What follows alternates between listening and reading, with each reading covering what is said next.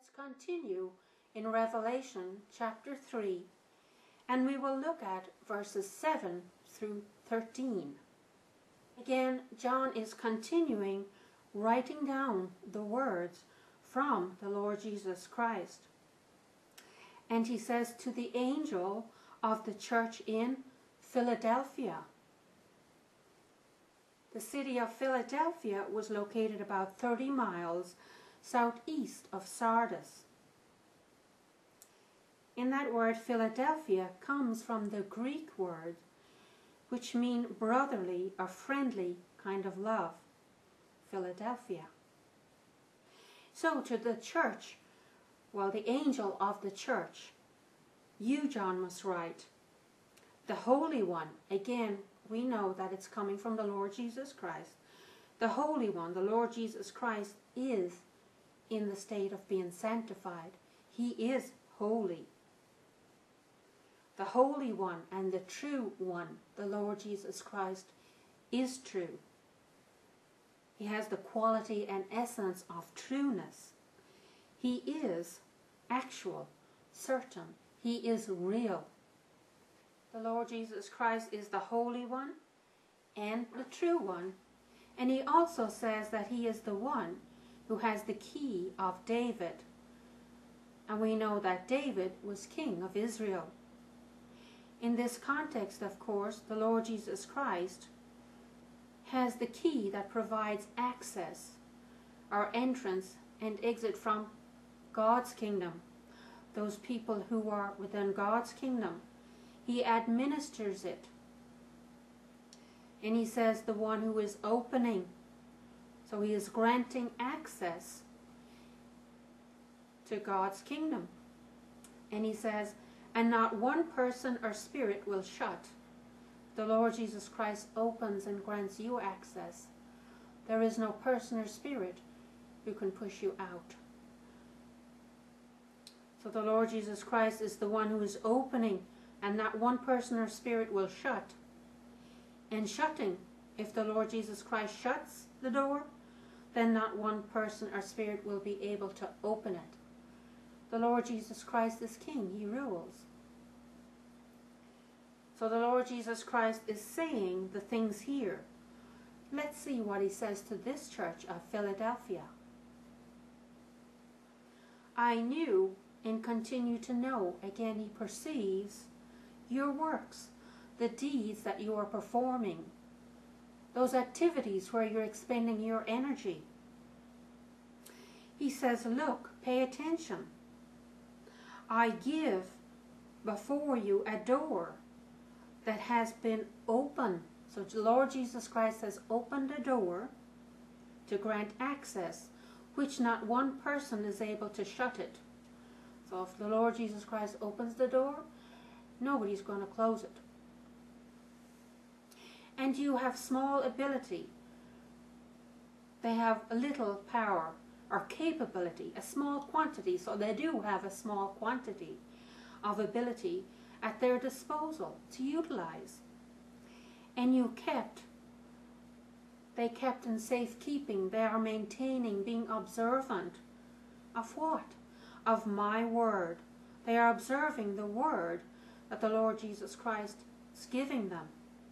And you did not deny, you did not disown, neglect, or reject my name, the name of the Lord Jesus Christ. And of course that would include all the authority, the power, everything associated with the Lord Jesus Christ, his name, everything that his name represents and stands for.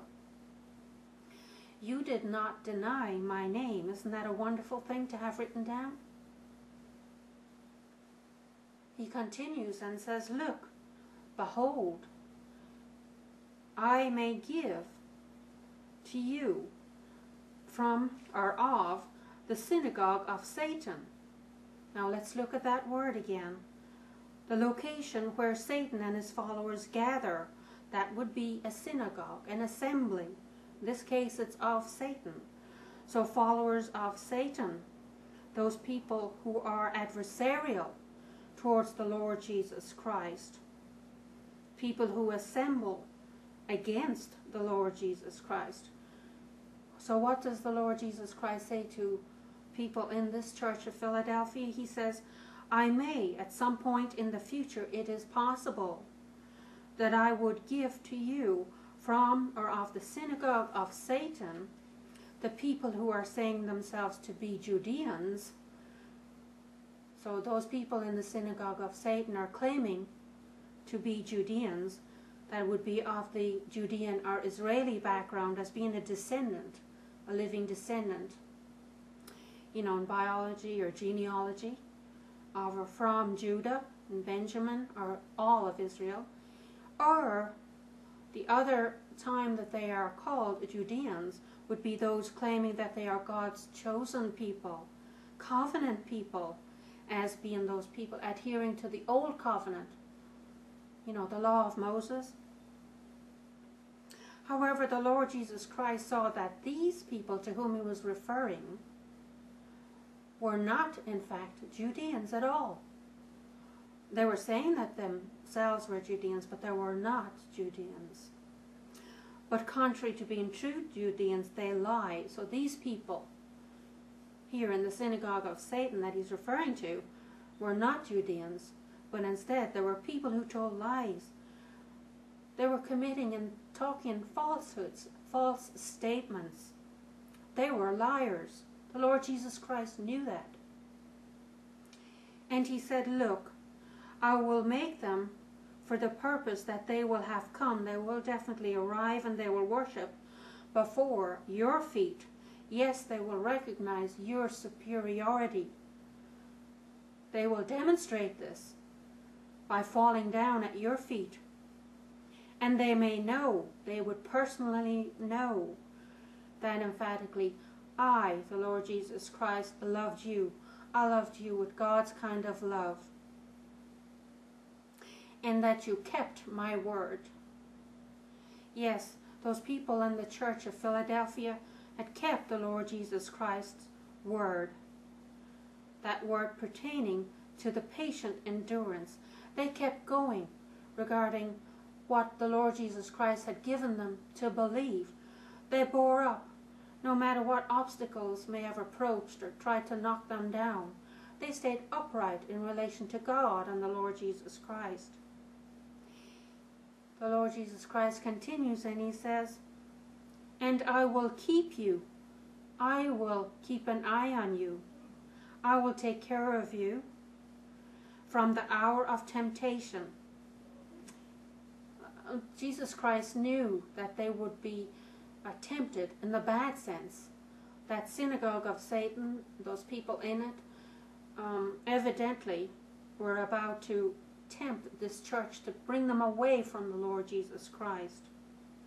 Lord Jesus Christ said, I will keep you from the hour of temptation, that hour that is on the point of coming on the whole inhabited area, that is the dwelling parts of the world, to tempt you. And again, of course, we know that's in the bad sense, which the devil does.